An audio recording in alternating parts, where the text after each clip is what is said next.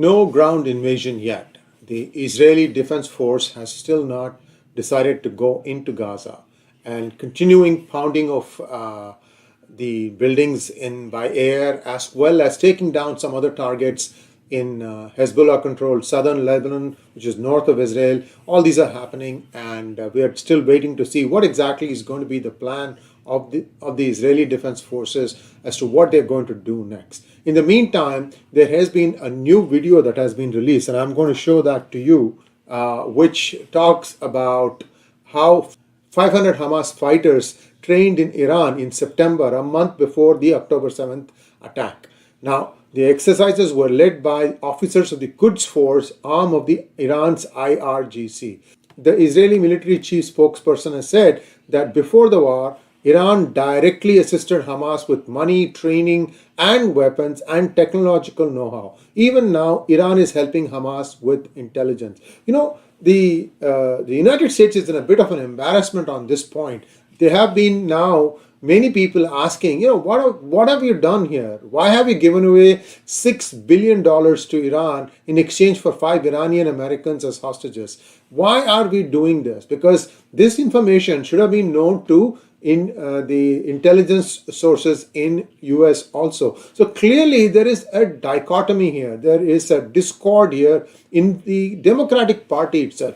The Biden administration appears to want to go in a certain direction, but the party itself is not doing that. By the way, the United States has a new speaker, Mike Johnson, and now I'm hoping that some sort of orderliness will come and things will start moving forward. So this one, I'm going to show you a video, and I'm also going to give you a bunch of links that you can click on to understand a little bit more about this data. There are many videos. I just picked one or two that will kind of give you an idea of what is going on. It's not just this. The Hamas is also trying to use some of their actors who have actually acted in some videos here and there to try and act as if person is completely, decimated because of an airstrike, that he has lost a limb, all sorts of, outrageous that he's going. There are 3 or 4 videos of this nature. I'm just going to show you one here. Again, you can go take a look at the links to understand a little bit more about who's doing what. So that's where things stand now. I'm going to show you the videos,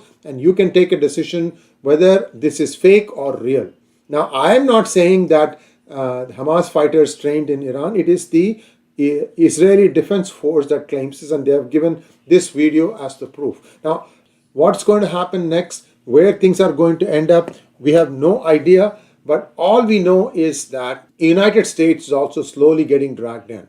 There have been some targets that have been bombed by Syrian forces, and I don't know at what point United States is going to say, well, enough is enough, I'm going to take out some of these Syrian firepower, wherever it is coming from. And it is believed that it is some arm of Iraq who is actually in Syria, and that's the one that's firing at the United States bases. So far, some people injured, no deaths yet of US personnel. That's what they were trying to do. They are trying to see if they can somehow drag US into this conflict and then and then play victimhood. This victimhood game has gone on for too far. I'm hoping that some of you who are watching some of these videos that I'm putting out on a daily basis do circulate this amongst your friends so that you understand where things are headed. I'm not saying that you need to actively promote it, but at least try to counter some of the fake narratives. In fact, the United States Secretary of State Anthony Blinken has told his counterpart in Qatar that, listen, Al Jazeera is really lying through its teeth. It needs to tone down. So that is now an official request from the United States to Qatar saying dial down the reporting by Al Jazeera. Even CNN, for example, is not taking such a partisan side. What beats me is some of the people like the members of the squad who are trying to, have a head buried in the sand syndrome and not willing to acknowledge anything. And in fact, they're not even condemning it. That's where the sad part is. So anyway, we'll have to wait and see how this plays out. Please like, share, and subscribe to our channel. Don't forget to click on the bell button for notifications. Here we go. I'm going to show you the 2 videos, and then you can decide what you think is happening. Namaskar. This video showing militants practicing takeoffs, landings, and assaults with This is the training paragliders site. took place over a year ago, according to the metadata.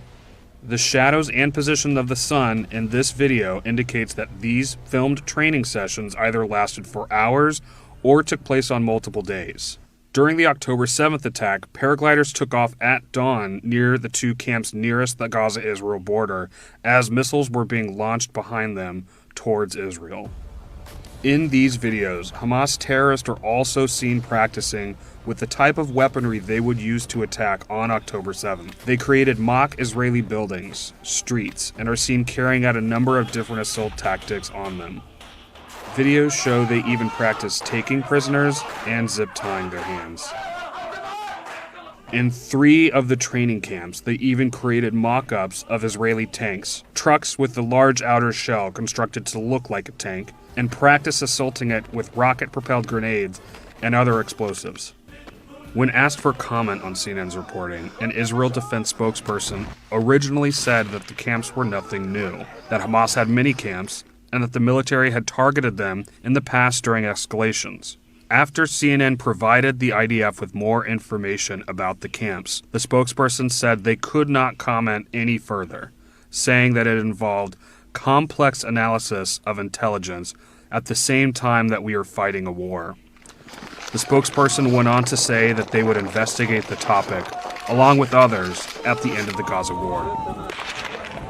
There you go. And I'm going to show you the next video where the actor is acting as if he has suffered a lot of injuries. That video is in the link. I'm not showing that, but I'm just trying to show you the same actor in 2 different scenarios. Here we go.